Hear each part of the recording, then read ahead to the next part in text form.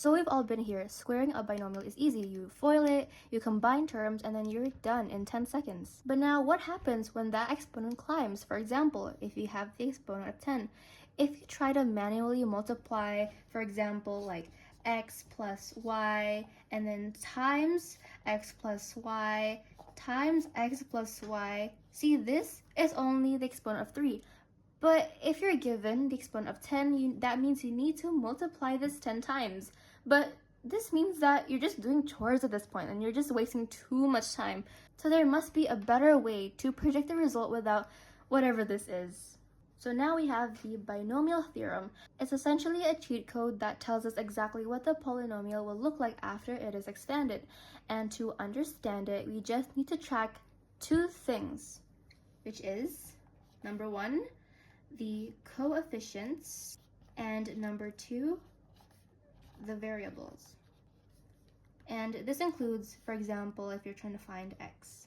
In this topic, we are introduced to the Pascal's triangle, which is essentially a triangle to find the coefficients for what exponent is given in the problem. So for example, if you are given x plus y raised to, for example, like 5. So in order to make the Pascal's triangle, you need to start it off always with number 1. So over here, we start with number 1. So this indicates actually the exponent of 0, because any number that, for example, is raised to 0 is obviously equal to 1. And this applies to any number. Now moving on, to continue the Pascal's triangle, you also continue with 1 on from the start to the end of the row. So now this row indicates the exponent of 1. And now continue it. Now over here, you need to make sure what number goes in between 1 and 1. And in order to find that, you just need to add these two numbers to get the number that is in between these two, which is obviously 1 plus 1 equals 2. So now this indicates the exponent of 2. So now we continue again. So now we find the number that is in between 1 and 2. So if you guess 3, that is correct, because 1 plus 2 equals to 3. And this is also 3 because these two are the exact same as this portion over here. So you just write 3 and 1 again. So now this row over here indicates the expansion with the exponent of 3. Now continue it again. 1 plus 3 is 4. 3 plus 3 is 6. Sorry for my handwriting. 3 plus 1 is 4. And lastly, 1 plus 0 is just 1. So now this is the exponent of 4. Now we want to find the coefficients for the exponent of 5, right? So now we've only reached until 4. Now let's continue it. So let's start off with obviously 1. 1 plus 4 is 5. 4 plus 6 is 10. 6 plus 4 is also 10. 4 plus 1 is 5, and 1 plus 0 is 1. So now we have officially found the exponents to make this this equation, or this simplified formula, in order to become expanded like this. So therefore the exponents of this must have 1 blah blah blah, and then plus 5 times blah blah blah, plus 10 times blah blah blah, and so on. So you get the idea, right? Now you can obviously continue this Pascal's triangle, but it would, like for example, if you have this given, x plus y raised to, for example, like 15, you're obviously not going to make like 16 rows, right? So now we are going to be moving on. In addition to the binomial theorem, you also have to learn about factorials and combinations.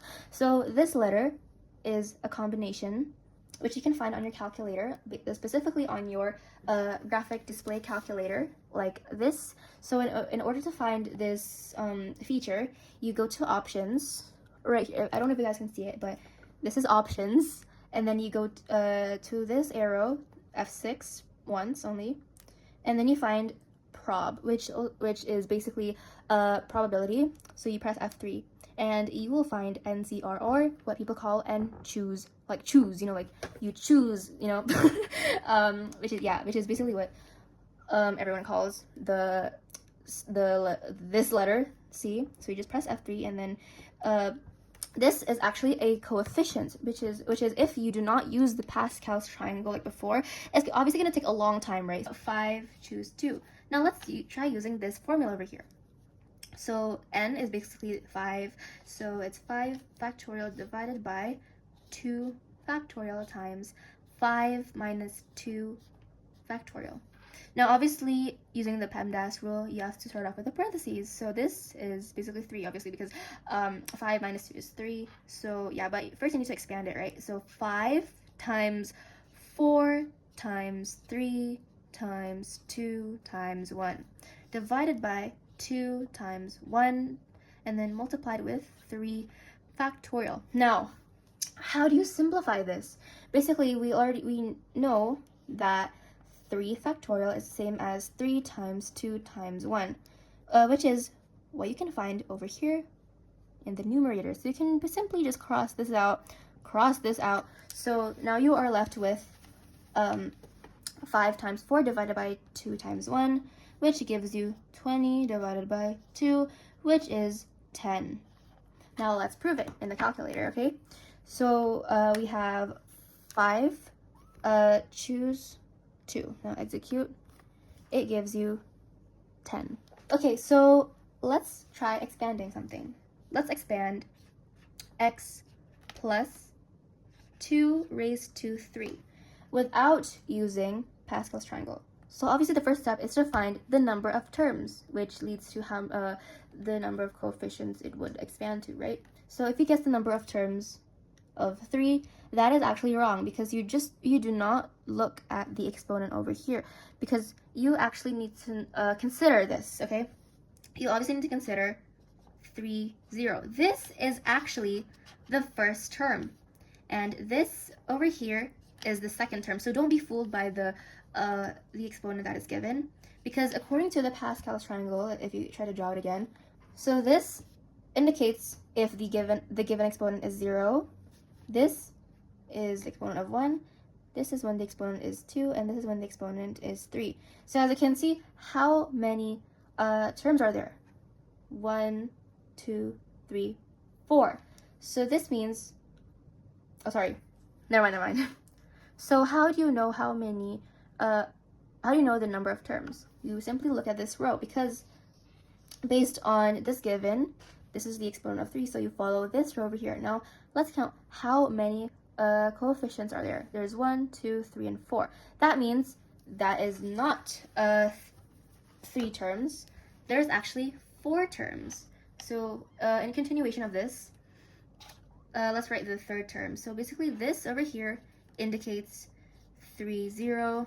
This indicates, 3, 1. This indicates 3, 2. And lastly, this final coefficient indicates 3, 3. So there's no such thing as 3, 4, because that will obviously exceed like the given. So this is the start of the expansion. If you want to, obviously, yeah, never mind, sorry. So this is the start of the expansion, and this is the end, the last term of the expansion. Unless if you want to mix up the orders a bit, that's okay. But it depends on what the problem wants you to do. So let's start off with the first term. Basically, you have 3, 0 times. So over here, we need to consider that there are obviously 2 terms in this simplified expansion, right? So we have x, and now we have 2. And these are both positive, so this is basically positive. You don't really need to add these symbols, unless if it's like x minus 2, then you have to add a negative symbol for the number 2. So let's just continue doing this until it reaches 3, 3. Okay, sorry for my bad handwriting. We can see that there are 4 terms. There's 1, 2, 3, 4. So basically, how are you going to implement the exponent of 3 into x and 2? Basically, the first term, which is x from here, this has to indicate decreasing power from n, which is basically 3 to 0. So we start off with number 3, and then number 2, number 1, and then finally 0. But for the second term, this is the exact opposite, because we want to increase the the power from 0 to n, which is 3. So we start with 0, 1, 2, and 3. So now I can use the Pascal's triangle, because obviously this is 1 on the calculator, this is 3, this is 3, and this is 1. So basically this over here is essentially like this. 1 multiplied by x cubed times 1, which is x cubed equals to 3 times x cubed, times 2, which is 6x2. And then over here on the third term is 3 times x times 4, which is 12x. And now the last term, 3 on the calculator, or the Pascal's triangle, is 1 times 8. Because obviously anything that has the exponent that is raised to 0 is 1. So this is 8. So here you finally have the expansion of x plus 2 raised to 3. But this is in decreasing order. But if you want to, if the problem asks you, find the increasing order, then you just simply just start the expansion with 8 plus 12x plus blah blah blah.